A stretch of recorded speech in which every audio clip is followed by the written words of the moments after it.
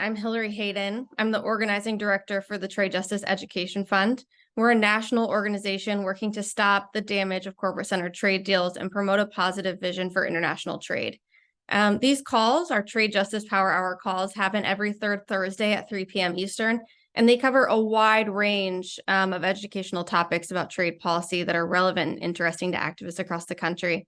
I do want to flag quickly that these calls are not intended as press briefings.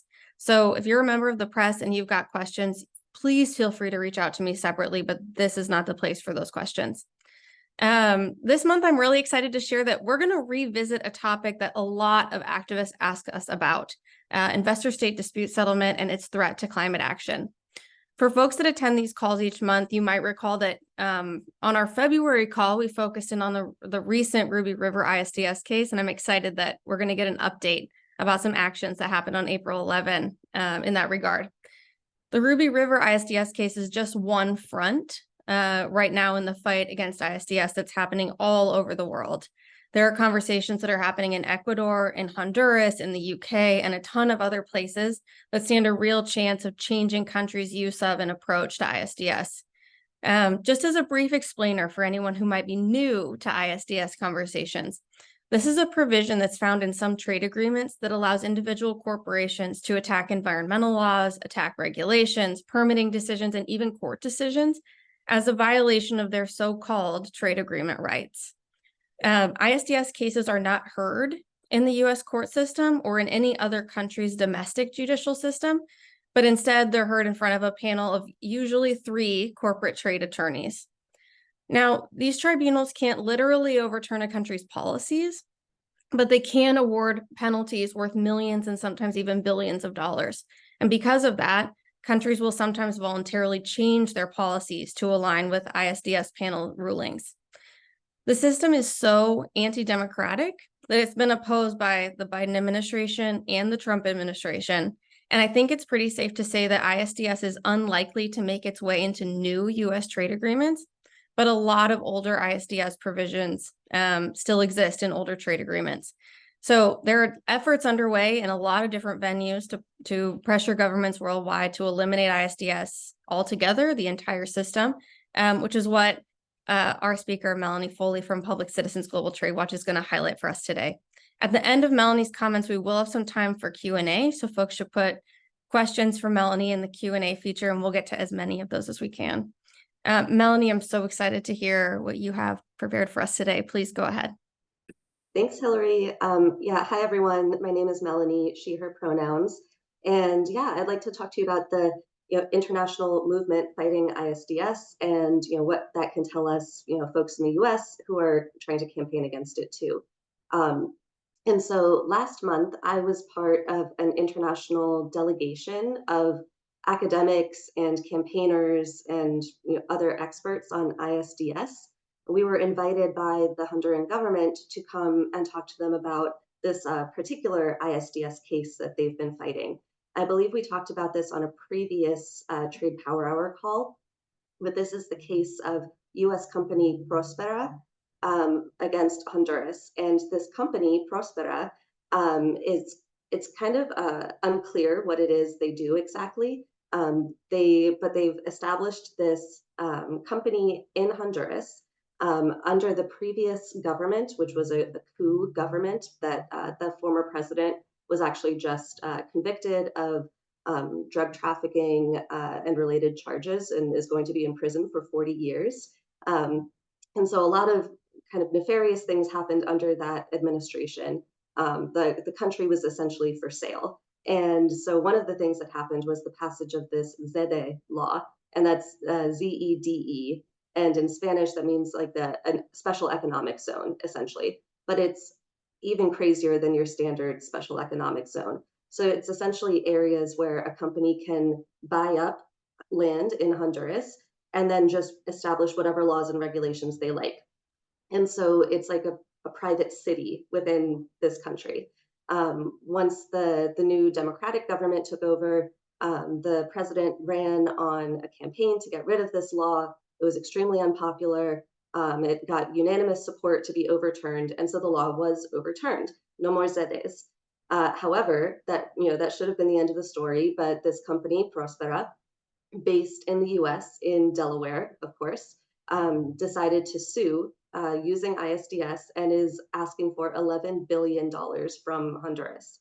And that is an astronomical amount of money, period. But especially for a small, not as developed country like Honduras, that is 2/3 of their national budget. So it just would be an absolutely untenable amount of money for them to spend. Honduras is fighting this case, and so we were there with two main goals. One was to speak with representatives in the Honduran government, to share what we know about ISDS and what they might be able to do to fight against this case.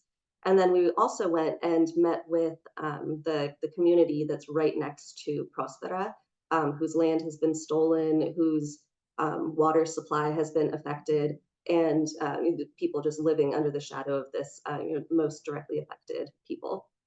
And I'm happy to say that the government is taking this case very seriously. However, as I said, it's a small country, and the resources that they're spending to fight against this case is just really unfortunate. Even when a country wins an ISDS case, they still lose because they have to spend all these resources fighting the case, hiring lawyers and doing research and all of this.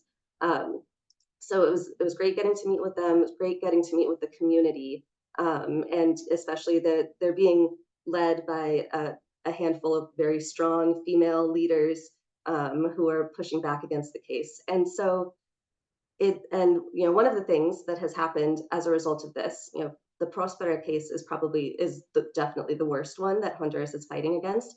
But there are also several other ISDS cases they're facing right now, again, because the former corrupt government passed, a lot of legislation that, is very unpopular. It has since been overturned. And so now these companies are complaining and saying that they deserve compensation. And so as a result, the government of Honduras has denounced the ICSID convention, and that is the World Bank arm under which the majority of ISDS cases are held. So that's ICSID, the International Center, I have it right here. International Center for Settlement of Investment Disputes, ICSID. So that's amazing. That's huge news. That's Honduras saying, we're not going to be, subjecting ourselves to any more of these cases going forward. We're done. And so that's really exciting. Unfortunately, it doesn't make the current cases go away. So, we're supporting them directly in the fight against this case, trying to support them in, denouncing ICSID, holding them up as an example for what other governments should do. Some of the people who were on the international delegation were previously involved in Ecuador's fight against ISDS. And that's one of the main resources that they were bringing to these conversations, is sharing what they have experienced with fighting ISDS. Because 10 or so years ago, Ecuador actually changed its constitution to ban ISDS. That was a huge win from Ecuadorian civil society, very exciting. Unfortunately, we're seeing so many wins against ISDS, but of course, the people who benefit from this system are going to keep fighting against those wins. And so unfortunately, just this weekend, we're going to see a referendum in Ecuador where they're trying to change the constitution back to re-allow ISDS. And so, this is just like, I was just talking with Hillary about how this is just the last week or so, and increasingly it's just a huge moment for ISDS, where it seems really like it's kind of on the precipice of just totally going into the trash forever, or just, coming back from the dead. So, we're working with campaigners in Ecuador who are, trying to reject this referendum. And there's a lot of inspiring international solidarity efforts where, we're uplifting the wins from one country and showing, how we can make that progress in another. One of the things about this Prospera case is that it's so horrible that it has kind of like shot the whole system in the foot. And so, this case being so egregious is what pushed Honduras to exit ICSID. It's actually what has made there be so much international solidarity and been so much focus on the case itself. If the company had just kind of gone along with not even gone along with the overturn of the Zede law, but just kind of quietly done what they're doing, which is still just acting as if the law was not overturned. But if they hadn't launched the ISDS case, there would not be this kind of international shaming and attention being brought on them. So it's kind of delicious to see. Um, so in the U.S., some of what we've been doing to raise awareness about these cases and to help support the efforts of campaigners on the ground is, we're also pushing the U.S. government to withdraw from its ISDS pacts. As Hillary was saying, we're not, our movement has been so successful that there are not currently any U.S. trade pacts being negotiated with ISDS. It's not expanding for us anymore, but we're now trying to chip away at the existing agreements that have ISDS. And so last month, there was a congressional letter that was signed by 50 members of Congress calling on the administration to eliminate the ISDS provisions in CAFTA, the Central American Free Trade Agreement. There's NAFTA with the US, Canada, and Mexico, and then almost the same agreement was put between the US and Central America in CAFTA. We also just this week had a letter signed by 300 professors of law and economics, again calling for the US to eliminate ISDS in its existing agreements. And that was signed by professors like Joseph Stiglitz, Nobel laureate, Jayati Ghosh, and Lawrence Tribe, who is the Harvard law professor for Barack Obama. And so there's a ton going on in this space. One more thing I'll say is just that, this ICSID, a wing of the World Bank, right now this week, the IMF and World Bank are having their annual spring meeting in DC. There's been a ton of mobilization around it already. There are basically activists camped out outside their buildings and shining projectors on with various messages on the buildings about decarbonizing, decolonizing these institutions.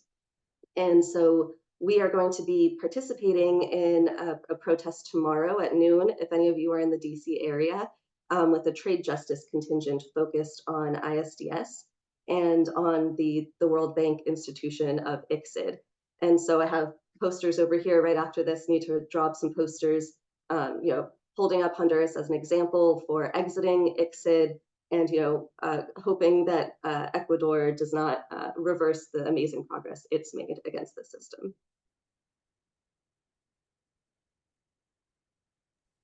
Amazing, Melanie. There's so many updates, like Melanie said, happening in this space. It's kind of it's fun to watch. It's really fun to watch right now. I want to encourage folks to put questions for Melanie in the chat. Melanie, I was wondering if you could talk a little bit more, if you can, if you can talk a little bit more about the ways that the international community has been supportive of this referendum that's happening in Ecuador, even supportive of Honduras. Through this decision to like withdraw basically from ICSID. Yeah, so one of the things that this delegation did while we were in Honduras was have a press conference. It was very well attended, got a ton of domestic media, explaining what exactly it means to exit ICSID and why that's so important for the country. There's also been these sign-on letters that we also then translate into Spanish and share with Latin American media, and we're just trying to do whatever we can to send these kind of like content pieces and letters and make those available to both the Honduran government folks that we are in contact with, and then also press to just kind of support them in that. That's super helpful. I think it's so interesting, right? The kinds of political conversations that are possible when countries are having referendums. Like, it's kind of interesting to think about, like, what if the whole US had to vote, right, on this? Yeah, unfortunately, the way referendums often work is, it's all in the writing of the question. And so this, is one item, like, one question out of about a dozen. And, it's like, do you support the ability of Ecuador to have foreign investment? It sounds like something people would say, oh yeah, of course I want that. So that, our friends in Ecuador have been having a huge uphill battle to try to educate people about what the question actually means and what its implications are. Wow.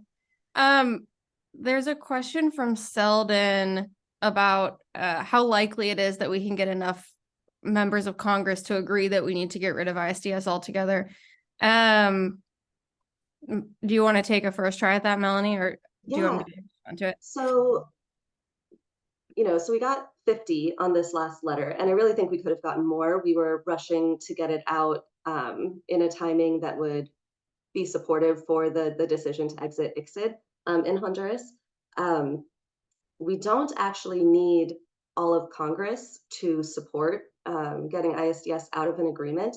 There's a big report that maybe we can share the link to that explains the various ways that a country, and particularly the way the US legal system works for how we could exit ISDS.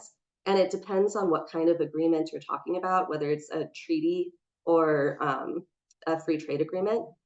And so the executive could do this unilaterally. So we could do it unilaterally. We could sign a side letter with another country. The administration could. And so our strategy with having members of Congress raise this is to just show the strength of the demand and keep building support until we can get the political power to force the administration to actually eliminate ISDS. And I think we are getting closer and closer to that being a reality. Um, the letter that the 50 members of Congress just sent, and that follows on at least two from the past year that's just building more and more support, talking about specific aspects of ISDS. The administration did send a response to that letter that was, generally positive, not making any promises, but saying, we recognize the importance of this and look forward to discussing it, something like that, which, isn't much, but it's a step in the right direction. I think the strategy of like a whole bunch of countries agreeing just to not use it is basically like an interesting strategy. I haven't read a ton about the Energy Charter Treaty in the EU, but to me that seems like that's kind of the narrative of what's going on in that space.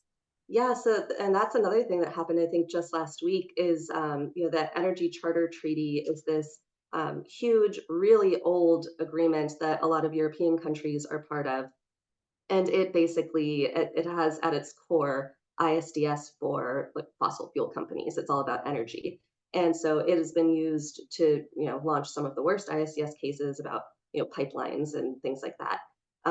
And just last week, I think it was another committee vote in the European Parliament has moved it on to the next stage where the European Union is going to exit this agreement. And so tons of countries individually have already completely left this treaty or are in the process of doing so. And now the EU itself is in the process of doing so. And that's been a huge effort from European campaigners over the past few years. And it's just this great example of, the downfall of the system. There is an unfortunate kind of aspect of it where, these European countries are, finding themselves able to exit ISDS. The US and Canada significantly or completely exited ISDS in the renegotiation of NAFTA, the USMCA, but there's still a form of ISDS that applies to Mexico within that agreement. And so we're seeing that there's this kind of unfair imbalance where a lot of rich global north countries are having more success in getting rid of ISDS than those in the south. And that's another reason that the Honduras exiting ICSID is such a great example to be uplifting. That's super helpful background and information. I want to flag that I'm going to share a link to the professor's letter and a link to the CAFTA letter in my follow-up email. And there was another letter I think, Melanie, one that was bicameral, like one that Warren and somebody in the House worked on together. Yes, yeah. So there was a letter that was specifically about the Prospera case, and it was calling on the U.S. administration to work with the Honduran government to try to resolve this case without having ISDS bankrupt them. I will do my best to share links to those letters in my follow-up email, because I do want to be sure that folks can see them. You can see who signed and who didn't sign. I think that's all super helpful. So be on the lookout for that. And thank you, Clayton, for sharing the link to the professor's letter. Melanie, I want to thank you so much for all the information that you've been able to share. I think this is really helpful. And again, like we've noted a couple times already, there's just so much happening in this space. And it's good to kind of see the different pieces across the world of things that are going on. So I do see a couple other questions in the chat that I could try to answer. okay. One is about the UN taking a position on ISDS, not as a whole. And in fact, there is a body of the UN that's where a certain number of ISDS cases are held. So there's the ICSID and the World Bank, and then there's the United Nations UNCITRAL. And so it's actually part of the ISDS system as well. However, there's also the United Nations Trade and Development Center, UNCTAD, and they have been very vocal about being against ISDS and say it's anti-development. So it's kind of an ongoing conversation within those bodies. And recently there was a UN special rapporteur on, I think it was the environment, who put out a big report saying how ISDS is a huge barrier to climate action. All again, super helpful information. Really appreciate your all your expertise, Melanie, and I think it must be like a fun job to be part of all these conversations. This is so fun, and I kind of can't believe that I was able to speak with frontline communities and the government, and also now I'm making posters for a protest tomorrow. So really hope people can make it out. I'll also drop a link to that in the chat. That would be great. That would be great. And I'll be in touch if I can't find any of those links for the letters as well, so we can make sure that folks get them.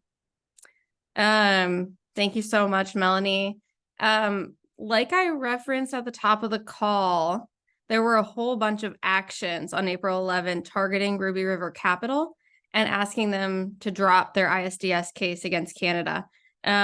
Clayton and Will, do you want to give us a little bit of information about that case and then share about the actions that you put together? Sure. So I'll go ahead and just jump in real quick. My name's Clayton. I am the organizer for Texas, or at least I'm based in Texas. So when their events are happening down here, I work them. So we had a really great event. We met at the Texas State Capitol to protest Ruby River and their very undemocratic attempt to wrangle. Well, first they tried to get 20 billion, but then they got it down to closer to $1 billion out of the people of Quebec. So we had a good event there. We had a lot of great signage. I'll let Will kind of cover a little bit about what happened in Canada, but right before I do that, we did get a number of press from this that I'm really excited to share with y'all. So the actions that we did, and again, we had actions in Texas, California, Delaware, and Quebec itself, that these actions were covered by at least 121 different media outlets. And we had an estimated audience of about 3 million people. So 3 million extra folks now know what ISDS is. They are now aware of this issue, and we are slowly but surely growing the movement of folks against ISDS. So additionally, we sent a report back to about 1,000 state and local and a few national, I think I mixed in there as well, climate groups about ISDS and why ISDS needs to be a part of their general awareness to protect their own work that they are doing. So then, Will, if you are available, do you have any updates you'd like to share from California? Yeah, so we did an action in Sunnyvale, California, which is a place where a lot of folks don't expect to have any kind of action whatsoever. It was outside of the office of one of the owners of Ruby River Capital. And we had a really kind of solid action with a lot of folks who came out. I'm going to share an image from that in a second here, if it lets me share screen. Oop. Screen sharing is disabled, but basically, we had a lot of folks from a cross-sector kind of coalition who came out and really made a bit of a splash there, because Sunnyvale is the place where you would not expect any kind of action. And a lot of the times when it comes to these trade justice fights, they don't expect pushback. They don't expect people to come out and challenge them on things, and it really rattles them, and it makes a huge difference. And so I want to thank everyone on this call for supporting us in these actions in California, in Texas, in Delaware, in Quebec. It really made a huge difference, and I think it'll lead to hopefully a dismissal or a dropping of that ISDS suit. And the fact that it went from 20 to 1 billion really speaks to a lot of how powerful our movement can be. So thank you all for participating in these talks and these actions.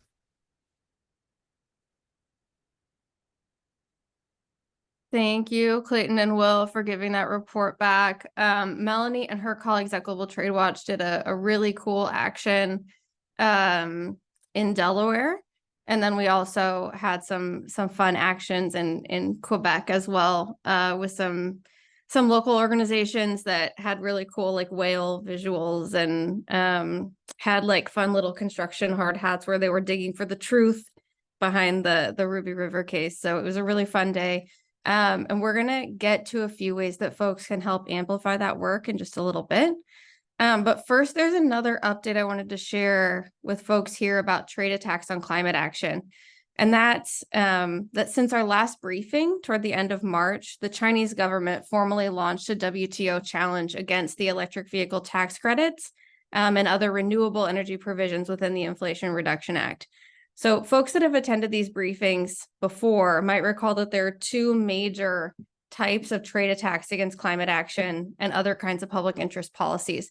The first type is investor state dispute settlement cases, which are initiated by individual corporations. It's been the main focus of all of the things we've been talking about thus far on this call.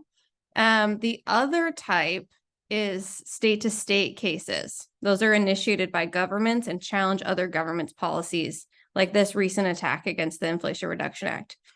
That's why, in addition to calling for ISDS to be eliminated entirely, we've also been calling for a moratorium on state-to-state trade attacks against clean energy initiatives and other kinds of climate policies, which we're calling a climate peace clause. And this climate peace clause idea is based loosely on an existing moratorium on government's use of trade rules to attack each other's food security measures. Anyhow, that's a little bit of background. In late March, the Chinese government attacked the climate provisions within the U.S. Inflation Reduction Act. This is a law that's widely acknowledged as both the most ambitious climate legislation passed in the U.S. to date, and also one tiny step in terms of the type of government intervention in the market that will be required to transition to a clean energy economy rapidly enough to head off the worst possible outcomes from climate change. I can say that at least under the Biden administration, I'm fairly confident that China's trade case and any WTO ruling on it won't be enough to derail U.S. efforts to implement the Inflation Reduction Act.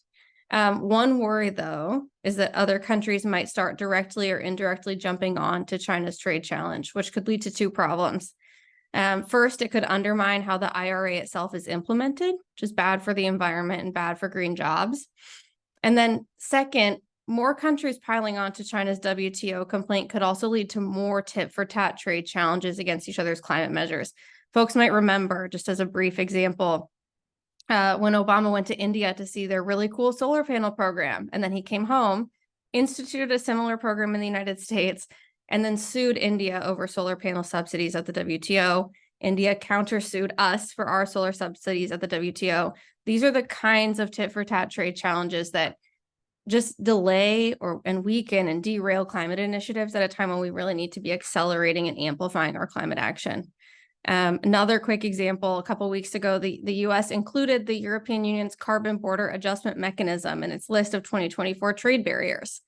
These carbon border adjustment mechanisms, really briefly, are just meant to incentivize goods that have a low carbon footprint within a given economy. So whatever we think of these individual climate measures and how they can and should be improved, we don't want outdated trade rules creating obstacles that get in the way of legislation that countries have been able to pass. So again, in addition for calling for the elimination of ISDS altogether, we're also really pushing for a climate peace clause that puts a moratorium on those state-to-state trade attacks against climate measures.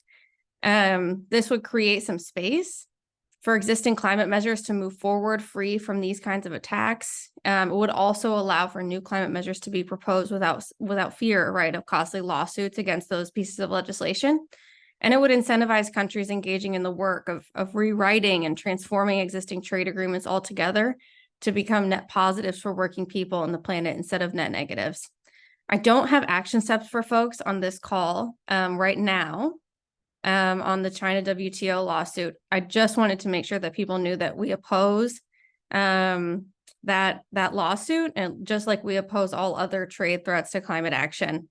We hope that you'll continue to join us in calling on the Biden administration to support that climate peace clause, as well as an end to ISDS. So I think with that, I'm going to close out the call today with a few action steps that folks here can take to make a difference on this issue in the next few weeks. The first is an action that we talked about last month as well. We asked for help on a letter aimed toward getting state legislators across the country to start speaking out about this issue. And I'm glad to say there's been a lot of progress on that letter in the last month, but we would still like to get a lot more state legislators on that letter. I think Clayton is going to drop a link in the chat in just a second. And if you have not reached out to your state legislator yet, please take a second to go into that Action Network link, send them a note, ask them to sign the letter. I'll note again for folks on this call that this letter is the latest in a string of state legislative letters over the last couple of years, I think largely headed up by Global Trade Watch. So props to Melanie and her colleagues for all their work on this. They've been getting a lot of state level officials educated and speaking out about the impact of ISDS on their local policies. And we really want to be sure that there's a strong showing of state legislators represented on that letter from all across the country. So please take a second to go in and send a note to your state legislator. Aside from reaching out to state legislators, there are two projects we would love your help amplifying on social media. You've heard about both of these projects already today. The first is the letter that Global Trade Watch put together with over 300 professors of law and economics calling for the elimination of ISDS. The professors that signed this letter are adding their voices, like we've talked about today, to a growing list of people calling for the elimination of ISDS. We also talked about that CAFTA letter, which I'll be sure to get a link for everyone in the follow-up email. We just want to be really sure to amplify the professors' voices as much as possible in the next couple of weeks, and any help that folks here can give us to that end would be really appreciated. Lastly, we would also love help amplifying the Ruby River actions from last week that Will and Clayton did such a good job updating us about. I want to reiterate here that public pressure really does work in pushing companies to drop their cases. Before my role at Trade Justice, I did really Washington State focused work. But we had a company called Cook Aquaculture from Canada that was trying to sue the state for $76 million over a bill trying to ban farming of non-native fish in the Puget Sound. And after a lot of public attention about the bill and public outcry about the potential case, in the end, the company just never even filed the case. So this kind of public attention really helps, and any help that folks can give us in amplifying this work would be really, really helpful. So each one of those posts has some really cool pictures, messaging from the actions. Please take a second to share those. I think that that's it in terms of action steps. I'm going to take a look because I see there's a lot of action in the chat right now. I think that we can't share the signers from the state legislative letter yet, but I can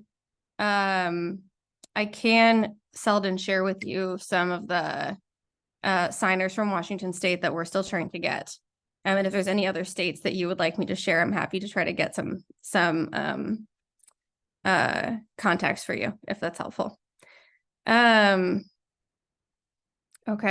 I think, and I'm happy to share the actual letters, like links to the letters and that kind of thing in my follow-up email.